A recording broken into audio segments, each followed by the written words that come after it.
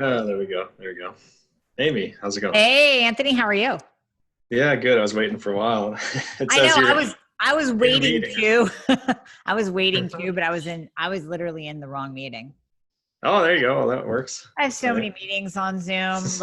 So I got your email. Thanks for writing. Oh yeah. Did you want me to put my video on? Sure, if you don't Um, mind, because we'll do this yeah, sure.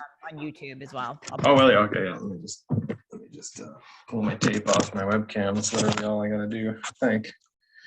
Oh, then I gotta push the video button too. There you go. Hi. It is so Yeah. very nice to meet you. Oh, thanks. You too. We know so many of the same people. I was watching you on an interview. I forget the interviewer, but Hmm. the guy was like, "Yeah, I know you through Jay Campbell." I'm like, "I know Jay. Oh He's yeah. Oh awesome." yeah. Yep. Yeah. Yeah, we're friends. Of course, when I go to California, I always go out and hang out with Jay and go out to eat with him. I How's know. the lighting? Is it terrible? Pretty terrible. No, it's not actually. It's like really sunny out here because the snow, so it's like coming through the window No, where do you live? in Minnesota. Oh, okay. Very nice. Yeah. Yeah. Yeah. We have a ton of snow too. Tons. In Oh fact. yeah. Yeah. Oh yeah. Yeah. So, It's yeah, good. that's right. You guys got a bigger storm than we did. But anyways, yeah, go ahead, feel free to jump in whenever you want or Yeah. whatever. I'm ready when you are.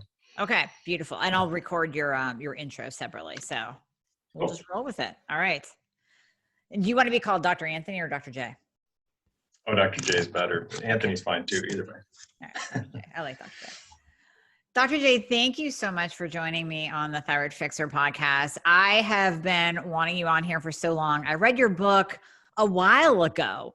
So it's been on my mind. I mean, ever since reading your book, I posted about the lavender being estrogenic, and Hmm. we're always Hmm. talking about estrogen on here because of its effects on the thyroid.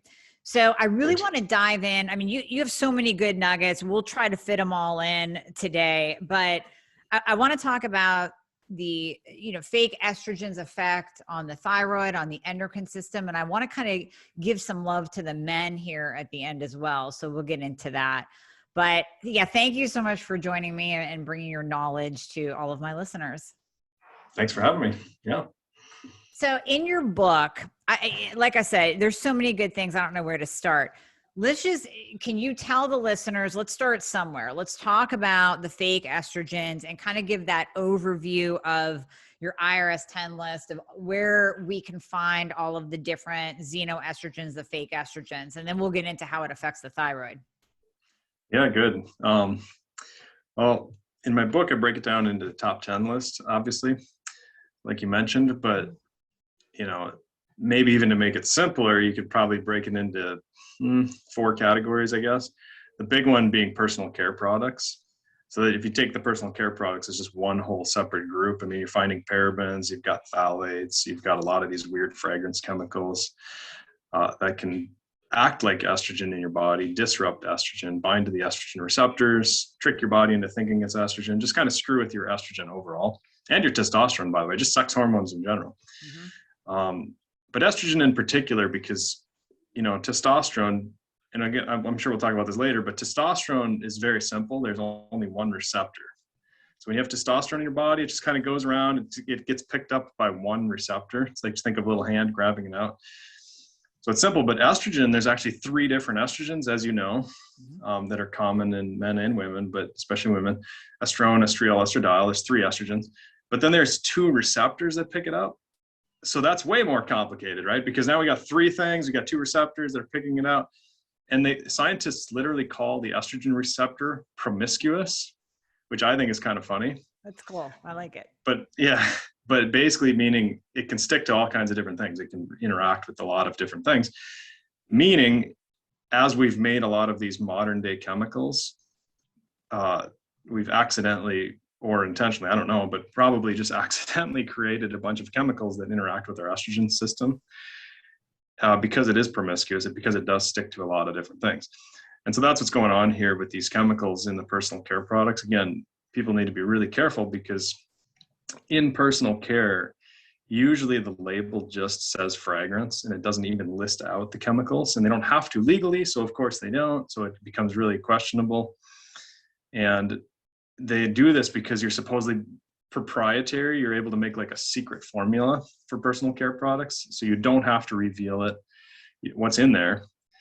And so, of course, what are they going to do? Well, they're going to use cheap petroleum products in there, which act like estrogen. So personal care is a big one. Another category, of course, would be like foods, just in general, and the main one being soy. Yeah. And there's a lot of quote unquote debate about soy and estrogen. But at the end of the day, all scientists agree that soy acts like estrogen. Yeah. It No, does. there's no debate about that. Yeah. I mean, some try and argue that it's good for you. It's a good kind of estrogen. It replaces your estrogen, whatever. And you can make that argument, but you can't argue that it doesn't act like estrogen, right? Like there's no question. Like I say, everybody agrees with that. The research is super clear. And then the argument becomes, well, does it act like good estrogen or bad estrogen? And honestly, that gets kind of muddy because there's a lot of money behind soy and there's a lot of influence. And thank goodness with COVID, one of the few good things that came out of COVID is a lot of people have woken up to this fact that like, oh yeah, money is extremely powerful and can influence the scientific data and can screw with all kinds of stuff. And then you get the media behind that, pushing a narrative. And that's what's been going on with soy. And I wrote about this a long time ago in my book. And people are kind of like shrugging their shoulders about it, but now they're seeing it a lot more clearly. And so you see it with COVID, really obvious. You see it with soy when you look into it, same degree of obviousness. It's not good for people. But the vegan community is really behind soy. Oftentimes, they shouldn't necessarily be. You don't have to be a vegan and eat soy, but for whatever reason, they've really embodied like this religion of soy. Like, oh, it's got to be good for you because it's in all these vegan products. Well, that's why. Yeah, they stick it in every Beyond Burger that there is, and then you have to say that it's okay because that's all the vegans are eating. Yeah, exactly. And it's cheap. I mean, farmers here in Minnesota, where I'm from, are growing these giant fields of soybeans, and it's a round bean, so it's real easy to harvest, and it has all these properties that make it good for gigantic, large-scale farming, mass-produced agriculture. But that doesn't mean it's good for your health, right? So, yeah. No, exactly. And if you cut soy out of your diet, I mean, that's a giant change for a lot of people because you don't realize how pervasive this stuff is in your different protein bars or your whatever salad dressings. I mean, soybean oil is everywhere, soybeans, soy, everything. And by the way, if you ferment it, I was going to say soy sauce, but if you ferment soybeans, those microorganisms that do the fermentation break down the estrogen. So it's actually okay. Oh, good. So I can still have my soy sauce with my sushi. Nice. Exactly. As long as it's fermented. Yeah. Right. And of course, in America, we've got like fake versions of that and you got to watch out. But, but yeah, so foods are another big one. I mean, another category in the food section would be mold toxins, because if you've got molds in your food, molds secrete chemicals that act like estrogen in your body. So again, just under this whole heading of food. So initially we talked about personal care products as a giant heading. Now we're talking about foods as a giant heading. Molds fits into that because in America, we don't have very good regulations on how much mold is allowed in our grains in particular, even peanuts. I think that's why the peanut allergy thing has become so popular and become so pervasive there. It's because we've allowed more and more mold into our foods in these giant silos, mass scale farming. In Europe, for example, not only do they regulate how much mold estrogen, there's a mold estrogen, and you read my book, so you're familiar with it a little bit, but it's called zearalenone, which is a terrible name. It's hard to remember. Nobody talks about it. Scientists just call it ZEA. ZEA, it's an estrogen that comes from mold. Mold secrete estrogen. It's toxic. It screws with your hormones. And in Europe, they regulate that stuff. So if you have a certain amount in your cattle feed, in your horse feed, in your pig feed, whatever, they even regulate it in the animal feed. And they say, like, here's the legal allowable limit. And of course, they regulate it in human grains as well over in Europe. And if it has too much mold estrogen, it's not good, but sometimes you can feed that to the animals. But even if it's too high, you can't even feed it to the animals. Crazy enough, though, and again, you probably saw this in my book, but in America, we have zero upper legal safety limit. So in other words, there's no upper ceiling for the amount of mold estrogen in our foods. And this is human foods. This isn't just like our animal feeds. So what do they do in Europe? If your pigs have too much mold in their feed, they literally can ship it over here, and they do this, and they can put it in your cereal. Right? Oh my God. Yeah. I mean, I did read this in your book, but I love that you're saying this for everybody else to know, because it's so eye-opening. It's so eye-opening. Wait, I know, and it's good to get reminded. Why is Europe so progressive? Why Well, have we they not have, caught up? I know, well, it's politics and money. So in Europe, I have a scientist friend. His name is Michael Skinner. He's given a TED talk if people want to jump on and look at that. But he talks a lot about atrazine, this herbicide that's also another food estrogen. They're spraying it on our foods and glyphosate and stuff. And he studies multi-generational impacts of these estrogens. So like you expose the mother, but you don't expose the next offsprings, and you see health impacts on the future generations just from the mother's exposure to some of these chemicals.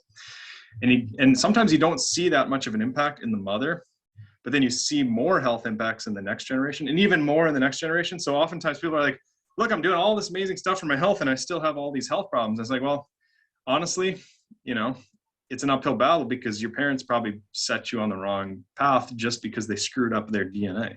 You can literally screw up marks in your DNA. It's called epigenetics. I definitely write a lot about that in my book, and it's a little bit deep, but I make it simple in my book. And of course we could go into that later, but for now, let's just keep outlining where these things are coming from, like your question. But the point with Michael Skinner is he in Europe is he gave a talk over in Europe about some of these chemicals, and 2 weeks later they outlawed them because they don't have like money influencing the politicians and saying like, oh no, we're making millions of dollars on these, so you can't outlaw. They just straight up outlawed it. And that was like 5 years ago, that talk he gave. And it's that chemical that he was speaking on specifically still legal in the United States. They still use it. That was 5 years ago. The research is super clear. It's terrible for people. It's a fungicide. So that's really what it comes from. It's money influencing politics in America. Huge problem. It is. It's a huge problem. And even, red food dye, which I know you'll get into, but that I heard years ago, years and years ago, that Europe had banned red food dye in food. And if it is in anything, they have a big warning label on that product. Whereas we're putting in kids crackers and cereal, and I'll even find red number 40 in things that aren't red. It's everywhere. It's orange. Everywhere. Yeah. And then soaps and stuff. That's the craziest when you find it in the soaps. It's like, what's wrong with people? It's just purely for marketing, like a lot of things, and money. But yeah, that's another one in the foods for sure. It's the red dye. So again, with the foods, you got to be careful with personal care. You got to be careful with foods. And then another category would be drinking water and liquids. And I'm a huge fan of people just getting rid of those plastics. You never want to store liquids in plastics. Simple as that. Solids, sure, whatever, right? You got a piece of bread, you put it in a plastic thing, I don't care. But there's not going to be leaching from the plastic into like a solid food, like a nuts, like peanuts or something. But with liquids, even at room temp, people talk about heating it up, and heating definitely accelerates transfer of molecules. So I'm a fan of not heating up in plastic, but let's just not do plastics to begin with, because even if it's BPA free, they have all these alternative versions of BPA that are just as estrogenic. And then they have phthalates, and it's killing us. The research is so clear that even the phthalates are as bad as BPA. And that's spelled PHTHALATES. So it's confusing again because of the stupid names they give these things. And BPA is not confusing. Like, people love to talk about BPA, and part of that is because the word is so easy to remember. But again, phthalates, terrible for your sex hormones, terrible for your thyroid, terrible for all kinds of stuff. And plastics are everywhere. They even did a study with children in daycare centers in California where they have like these plastic floor mats and everything's super quote unquote safe because they have plastic coating on everything. Right. And plastic slides and plastic toys, and they found that the air quality in those indoor environments was above the cancer limits, like the safe levels for cancer. And this is for kids, and that's like a crazy high level, because generally, if you're hitting cancer levels, that's like toxicity levels. That's like where you're just from breathing it in, your blood level is raising so much, it's increasing your risk of cancer, and that's way beyond what I'm concerned about. I'm just concerned about messing with your hormones. Right.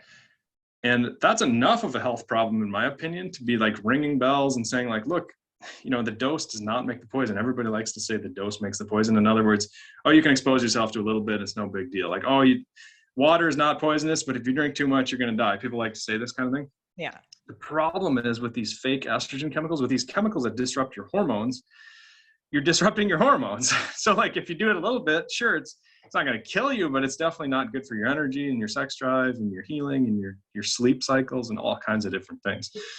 So even a little bit, I'm not a huge fan of, especially when you start talking about wrecking the health of multiple generations. Definitely. So those are probably like the major categories. I would say food, water, and then personal care. So again, I made it the top 10 list. I got more specific in the book, but that's probably the easy way to do it for a podcast. Yeah, no, everyone can grab your book and see the entire list. But I want to circle back to soy because, well, two things. Number one, soy in and of itself is damaging to the thyroid. It's a goitrogen. It can actually cause goiter and downregulate thyroid function. And then just a kind of a brief story on that. I mean, this is probably in my 20s, long before I got into functional medicine, and the soy craze was out. So I ate edamame. I think I did some tofu because I wanted to see what it would be like if you fried some tofu, and maybe some soy milk or whatever. And literally within a week, I was breaking out like a prepubescent teenager because of the amount of estrogen that I was taking in from all of the different soy products. So there it was, like right on my face, showing the world what high estrogen can do. Exactly. Yeah. Yeah, I mean, bodybuilders get that too, right? When you're overdosing hormones, and they're doing it for a specific goal, they're okay with the consequences. But yeah, I mean, it's a consequence. And again, you can't deny that it acts like estrogen. That's the crazy thing is when you get these people sometimes telling me, no, it doesn't act like estrogen. It's like, well, nobody thinks that. Right. But Exactly. there's definitely an GMO. Yeah, as long as it's organic, right? Well, they've done studies. I mean, again, the actual compound in soy, it's called isoflavone and genistein. Those are the two big ones.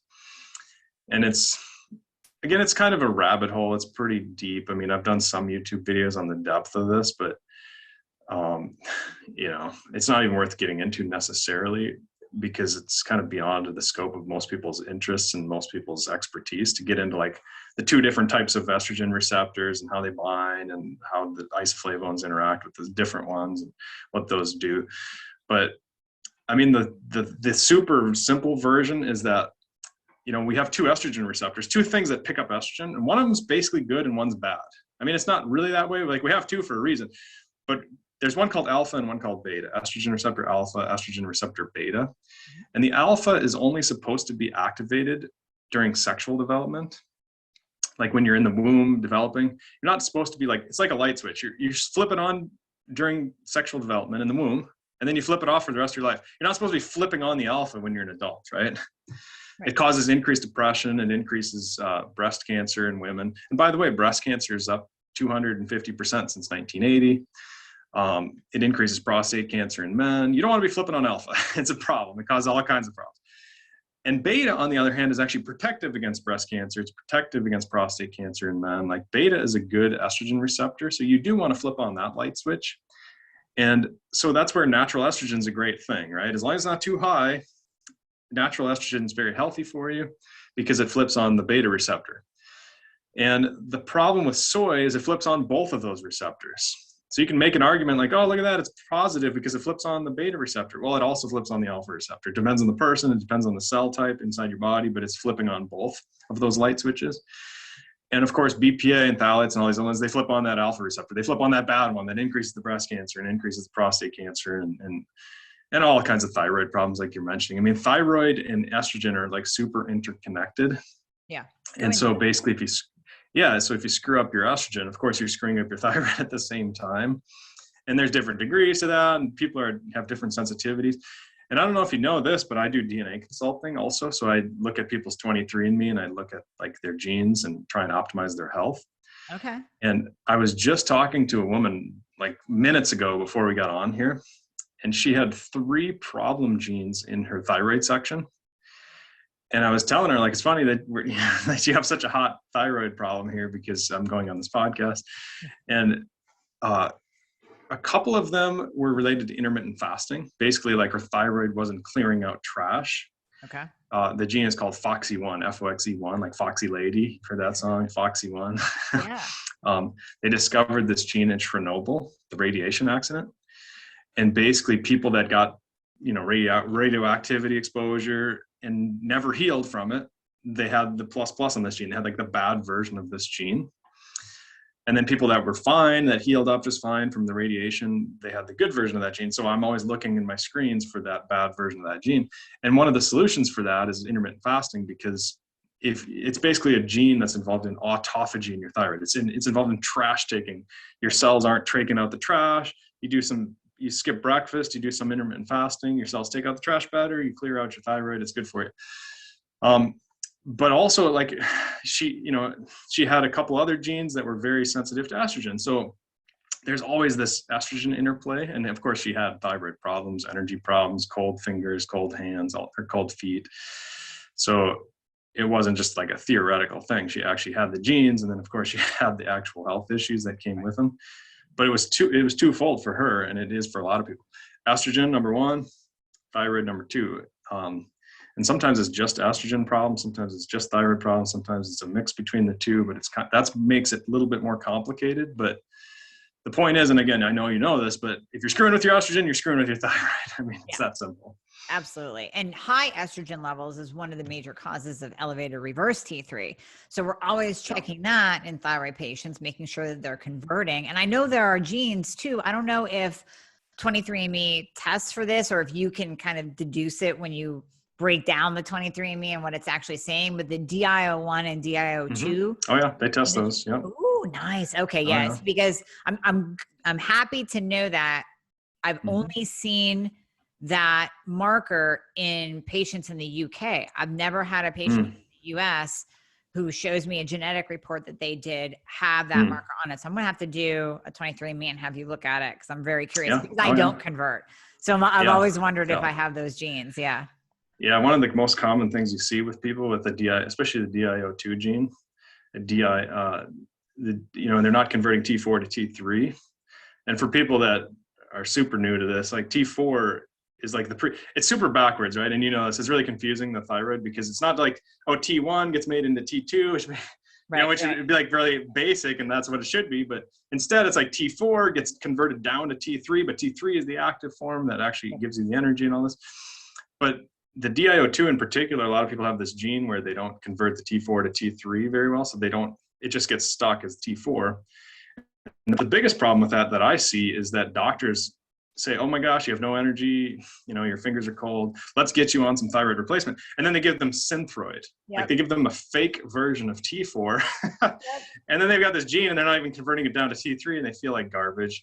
And then they have to get on like natural thyroid or something better. But you can pick that up on the genetics before they have this problem, and that's a lot easier in my opinion. That's how I generally see it. Yeah. Nice. But some people, everybody's different, right? So some people don't have that gene, and they can manage the Synthroid or whatever. It's probably still not ideal, but doctors love it because it's got a patent and it's fake, and they make more money on it. Yes, thank you. I see. Yeah. So I always say only like 1 in 1,000 do okay. Yeah. Or only. I mean, you really don't see people thrive on just Synthroid alone. You just don't. Yeah. Yeah. Right. Well, and the doctors. What's that? I mean, the medical system is so set up for sick care. It's like basically if you're not dying, they don't really care. And so it's super backwards, right? Like they're not trying to optimize your health. They don't really, they're taking these normal numbers, and average Americans, like normal Americans, are pretty unhealthy. We're at 40% obesity right now in our country, like 43% or something. That's just not overweight. It's like straight up obesity. Right. And the thyroid's super connected to that too, and estrogen and sex hormones. But the point is, if you're basing your normal values on average Americans, then you're setting up for failure if you're just lumping everybody and saying, oh, you're normal, so you're okay. And that's what we do in this country. So it's a problem. Yep. I hear that all the time. I mean, that's what most of my patients are coming to me saying, well, my doctor told me I was normal, but I just don't feel right. So then we have to really, dig in and look at what the right treatment plan is. And one of the factors is looking at reverse T3 and seeing if they are estrogen dominant. And we're not talking, I mean, a lot of times, and you can give me your experience on this. So this is kind of a question for you. I'll see estrogen dominance, but not estrogen being flagged high. So we'll test the total estrogen and we'll test estradiol, estrone. It's the relationship to progesterone. So they might have postmenopausal progesterone in their 30s. And when that's in relation to the estrogen, then they're in that estrogen dominant state, which drives up the reverse T3. Have you seen that too? All the time. Yeah, exactly. I say this all the time. It's like the ratio is what matters. It's not necessarily, and it gets even a little bit more complicated because some people have these estrogen receptor alpha genes where they don't break down the alpha receptor. And remember, alpha is the bad one. That's the one you're only supposed to activate during, fetal development. And so the problem is their body's making alpha receptors and they're not breaking them down. So they just tend to be estrogen dominant, not because the level of estrogen is so high, but because they're so sensitive, because they have all these alpha receptors. They have all these light switches that are getting turned on. So the number, like if somebody might be at 20 with their estrogen and somebody else might be at 20, but one person's going to be like way high, or 200 or whatever, depending if you're talking men and women. Mm-hmm. And the response is going to be higher in one person versus the other person because they're making more receptors that are picking it up. So the blood test is not going to reflect that. And you can't really find that out with the blood test anyway, because that requires a biopsy. And they're not going to be like pulling pieces of your thyroid and pulling pieces of your whatever. You don't want to be doing biopsies. You can do it in a research study, which of course has been done. And so it's understood, but you're not going to be personally doing that. So you have to, some of it requires some tinkering because of that, and that's okay. People need to be open to tinkering with those hormones a little bit when they need them, but the ratio matters. Like you said, progesterone estrogen ratio, huge. So when we're testing estrogen, is it picking up on the xenoestrogens? Is it picking up on what people have been exposed to? No. Okay. No. And sometimes testosterone is the best reflection of that for men and women, because if you're exposed to a lot of fake estrogens, it will lower your testosterone, total and free. Yep. So for women, I like to see them above 50. But the sad thing is, the normal range is like 7 to 70. Yeah. Yeah. And 70 is really low too. I mean, honestly, like you can get up to 150, 200 naturally sometimes, and you feel amazing and there's no problem with that. But the idea that 7 is okay, or 10 or 11 or 12, whatever, for testosterone for women is ridiculous. So bad. And they'll feel that, like they'll say like, look, I have no sex drive, I have no energy, I don't heal very well, I don't sleep very well. And the doctors will be like, oh, that's strange because your hormones are fine. But what's even crazier is some blood test companies, how there's like LabCorp, and then there's Quest Diagnostics, and there's all these different companies. Some of those companies say that 0 to 70 is the normal range for women's testosterone. And I've seen women with 0 on their testosterone, and their doctor told them that their hormones are fine. Mm-hmm. And they say, yeah, but I have depression. Yep. And it's like, oh, your hormones are like your blood test looks, oh, your cholesterol is a little bit high, but your blood, that's the thing that they'll always say to everybody, even if their cholesterol is fine. So it's super obnoxious because they throw this red herring or this red flag up on the cholesterol and totally ignore the stuff that really matters. And so testosterone is a big one, but even there, like it's unfortunate they don't check BPA and phthalates and parabens and all this stuff. But another aspect of that is those do store in your fat. So they did a study in Alaska that was super interesting on polar bears. They studied 11 polar bears. They put them to sleep, took a bunch of biopsies, and every single one of those polar bears, northern Alaska, they had parabens, like chock full of parabens in their fat cells. And it's because it worked up the food chain, right? Like people are washing these personal care products into the ocean, down the drains. It ends up in the food supply, works up the food chain, and the minnows and the seals, the whole thing into the polar bears, and they're storing them up in the fat. So you can have 0 in your blood and then be like chock full of it in your fat, depending on your daily exposures. And the fat cells are still slowly secreting some into your system. So you're just kind of bleeding fake estrogens in your body constantly on and off, like a little tap, depending on how much fat you're burning or not burning. And that's true of all these fake estrogens, parabens, BPA, phthalates. So it can take years. I mean, the average life of a fat cell is 1.5 years. So they've done radioactivity studies to find that with people that were exposed to the atomic bomb, actually. And they found fat cells that live 10 years. That's crazy. So it's literally, so it can be tough. Estrogen. Yeah. For that long. It's just like you said, like a tap, just pouring estrogen into the body. That is crazy. I'm so happy you said that about testosterone, because I talk about that all the time, even working with my patients. I always say 40 or above, but I think I'm going to move my limit to 50 or above, because you're right. I'll have women that are like, listen, I'm at 120. Don't you dare lower my testosterone. I feel great at 120. Just leave it alone. And testosterone is it's vital for males and females. And we'll get to the guys here in a second, but for the ladies, you need optimal testosterone levels. Yeah. You're more sensitive than men. So you don't have to be at the masculine ranges, but you need it for sure. Yeah, definitely. Yeah. So I'm going to Yeah. put you on the spot here based on some recent events that have occurred where Sean Penn came out and said basically we're demasculinizing America. Oh You yeah, know he's what? right. I know he's right. He got slack from that, but he is not wrong at all. And we can see this not just, I mean, we can see it by sitting at Walmart watching people walk by you, but we can also see this in labs. Men's testosterone levels are plummeting. Men's estrogen levels are raising. It's insane. So talk on that, because I think we're both in agreement here. Yeah. Well, and I'm on board with Sean Penn too in this case. So they even call it male feminization. Like scientists literally call it male feminization when you expose yourself to too many of these chemicals and you start, developing like just lowering testosterone is a form of male feminization. So, but in animals, like you can study their reproductive organs and how they change from male to, like an example, right? So atrazine, I mentioned a little bit. It's a herbicide. It's the second most used herbicide in North America. It acts like estrogen, there's no question. But they use it like crazy on the grains. So by the way, one health optimization technique is just avoid grains for people if you're, if you want to just do something really simple for your health, because generally people eat too many carbs anyway. And the grains tend to be a real high, risk for estrogen chemicals and estrogen mold in America and all this kind of stuff. But atrazine, so if you have frogs, and they've done this study, and this Alex Jones picked up on this and was talking about gay frogs, and he was kind of right, but kind of wrong, but it was funny. So a lot of people remember this.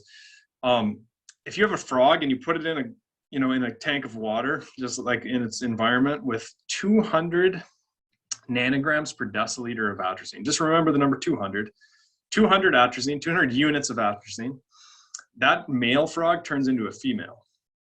All right. It's not gay. It just literally transforms the sex. Right. Right. Now, what's really crazy, and of course the frog's like sitting in the water, so their skin absorbs. So it's a little bit different than humans because we're not literally swimming all day.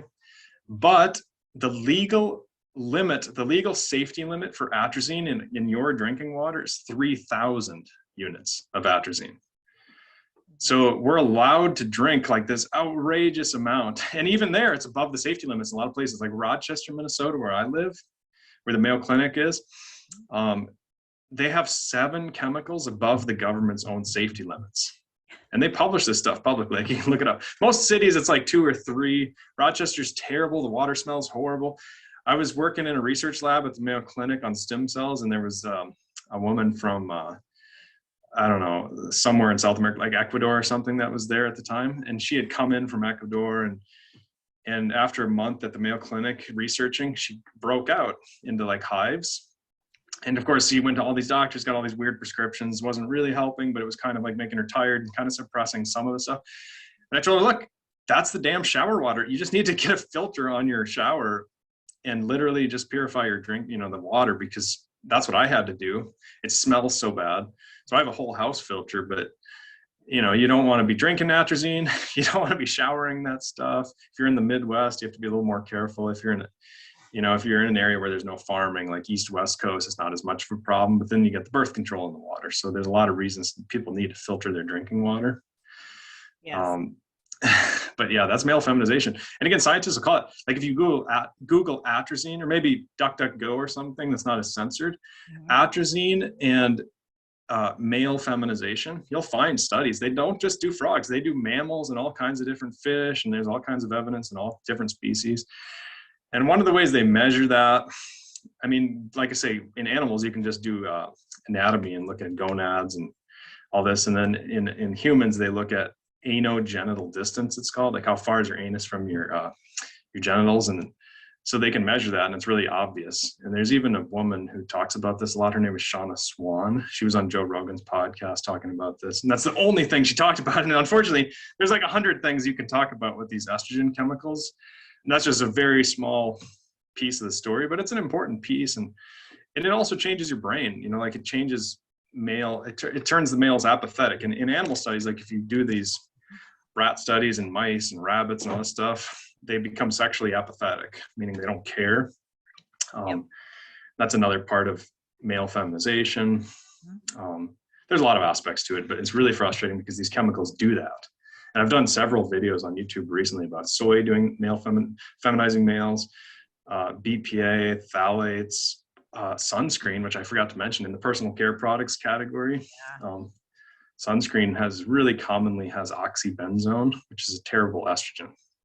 So no, sunscreen's a big one. And I'm glad you mentioned all that, because if you take a guy and who does not want to become a female by choice, and you test his testosterone, again, we're coming back to those huge lab value ranges.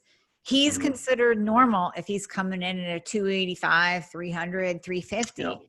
And that is far, far, far from normal. That is where they push men to when they do want to do a sex change.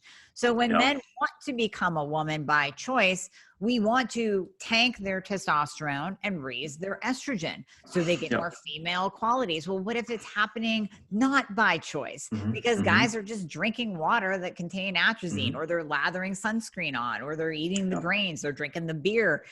I mean, no wonder we're seeing male feminization. Yeah, we're getting hit from all these directions, and we're not doing anything about it as a country. And again, because part of it's the scientists' fault, because we do toxicity studies. So we have cells growing in some liquid in dish. We put BPA on those cells, and it doesn't kill them. So we say, look at that, it's not toxic. We can put a shit ton of BPA in there, and it doesn't kill the cell. So therefore, it's not toxic. Well, it totally screws them up. I mean, the cells, it's not toxic because it looks like estrogen to the cells. So they're like, oh, this is just estrogen. So it definitely changes the cells, but it's not quote unquote toxic. So you get these people that are saying, oh, the dose makes the poison. And if it's a high enough dose, sure, it's a problem, but it's not a problem because it's not a high enough dose. And again, I don't buy into that, because number one, these stay in your body. They build up. We talked about that with the polar bears. Number two, they're additive. So if you add soy plus parabens plus oxybenzone from sunscreen plus atrazine from the grains and the mold chemical, you add them all together and it's got a 1 + 1 + 1 + 1. You know what I mean? You've got this giant effect because they're additive. They're acting in the same way. So again, maybe even we're hitting toxic levels in those children with the daycare. We were. So in certain situations, we're even hitting the toxic levels, which again, that's way beyond crazy, in my opinion. And by the way, masculine, like our paleo ancestors, they've done these research studies, and like we have bones and all this stuff from the paleo times, and the men in those times are walking around at 1500 all the time, just totally normal. That's where their testosterone was. Nice. Okay. Yeah. So to say like 300 is okay. And by the way, even in the 80s, the average male was 500. In the 90s, it was 200. It went from 500 to 400 to 300 every 10 years. So 80s was 500. It's like 535 or something. It was the Massachusetts aging study, if you want to look it up.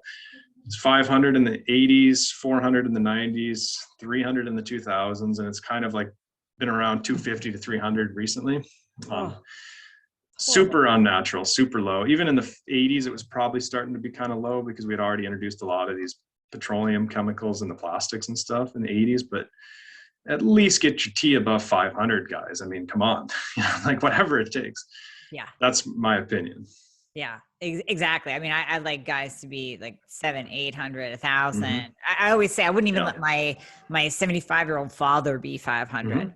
I'm checking his level, being like, Dad, you got to get that up just for the heart protection alone. But Alzheimer's protection too. Yeah. Well, and not only that, but you become less sensitive to testosterone with age.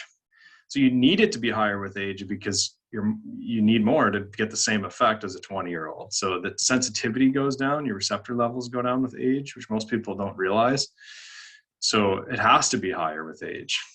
Yeah, absolutely. Just for the overall health protection. So, well, I have two questions for you. Number one, before we get into what can people do, obviously get your book, get their DNA tested, which I'm going to do. I'm going to have you look at it. Because I've always wanted to. And the next question would be, what are your thoughts on testosterone replacement therapy? I thought I heard you give a talk and you weren't too keen on it, but then so clarify for me, what are your thoughts on TRT? Oh yeah. If you need it, get it done. I mean, it depends on the person, right? Like here's the problem. A lot of people, like, for example, I do DNA consulting every day. I have like 3 clients a day approximately. And I've got like a 2-month waiting list right now. So I do this all the time. And for example, just as a random example that comes to mind, because I see this, some people have terrible heavy metal genes. They'll have like 8 or 9 problem genes in the heavy metals section. So they're not clearing mercury, they're not clearing cadmium, chromium, whatever. Their heavy metals build up in their bodies longer than most people. And that shuts off your testosterone. I mean, if you've got high heavy metals, the research is very clear. Even aluminum will shut off it'll lower your testosterone. So if you're putting on aluminum deodorant all the time, it builds up in your body a bit. It's not going to dramatically, but if you add all these other heavy metals, so eventually you're lowering your testosterone. And then what do the guys do? Oh, my T is at 250. Let's get some cream. And so what they do is they just basically mask the problem. The problem with that is if you got super high levels of mercury, you got to get the damn mercury out of your system or it's going to damage your brain and other things. It's not the testosterone that's the fault in that situation. So there's always that nuance where if it's heavy metals, let's get the heavy metals out and see where your testosterone lands after that. Hopefully it goes up to 700, 800. And it does a lot of times. Preferably, you usually need to get the personal care products cleaned up and the soy and all this other stuff, the grains. But if you still can't get it up, I mean, for sure, use testosterone replacement therapy because, you know, use the natural stuff. Don't get like some fake version of testosterone. Don't get some fake version of estrogen, like the birth control versions and stuff. Get actual estradiol, you know, get bioavailable hormones. But I'm a huge fan of replacing it when you get to that stage. But it's always like a progression. You have to find out if there's a different root cause first, in my opinion, because otherwise, if you're just putting on the cream and you're covering up something else, it's not going to fix the problem. True. Very true. Because I see that with thyroid problems too. Even the guys that have thyroid problems, since that's the master, it's going to start tanking their downstream hormones. So then we see, okay, well, you have no T3. So no wonder your test is at a 300 and your estrogen. Yeah. Yeah. So exactly. I mean, but beyond that, I'm a huge fan. I mean, the modern medical system, the only reason they're anti-testosterone replacement, I mean, I think there's 2 reasons. One of them is money, because they make less money if you're healthy as hell. So if you're 80 years old and you're taking testosterone and you're on 0 other prescription drugs, you feel amazing. Testosterone doesn't have a patent because it's a natural hormone. So they can't make a shit ton of money on you if you're just doing that. So that's the first one. And that's probably the biggest reason. The other thing is they have this myth that kind of goes around medical circles from like 20 years ago. They used to tell you testosterone replacement therapy increases heart disease. It'll give you a heart attack. And the only reason they say that is because it raises your cholesterol a little bit.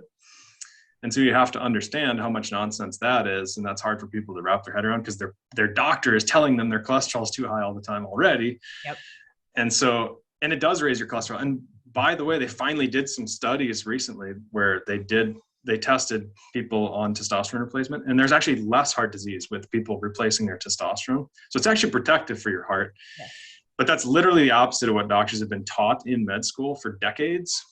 So there's this crazy myth that if your doctor's not like up to speed on what's actually going on, he'll be telling you like, oh, it's going to cause a heart attack, so don't take testosterone. And so that's another reason, besides just the money and the fact they're not making as much money.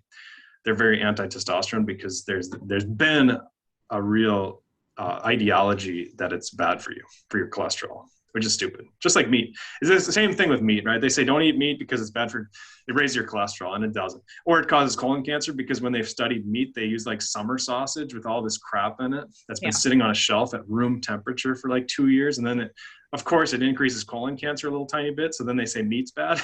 Right. And it's just absurd, but people buy into it. It's crazy. So testosterone, ivermectin, hydroxychloroquine, all those things that work, you're not allowed to use. You can't even say the words. Yeah, no, I know. I've been demonetized just literally using the word testosterone. Like I'll do a video on testosterone and just talk about whatever research study, and they'll just like pull my monetization on those videos. It's crazy. It's a weird world. The YouTube world, the Instagrams. Yeah, we'll see if YouTube picks up on our words today and we get kicked off. At least we'll still stay alive on Spotify. So oh yeah, hopefully for now. Dr. J, what can people do then? I mean, they're going to get your book. They can do a DNA test. What else can we do? Avoid greens. What else?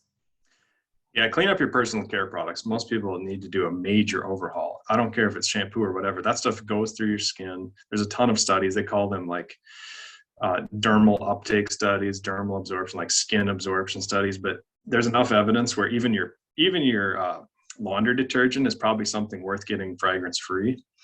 They've even done studies with laundry detergent and like with and without fragrance and what your blood levels are, some of these chemicals. So, be really thorough. And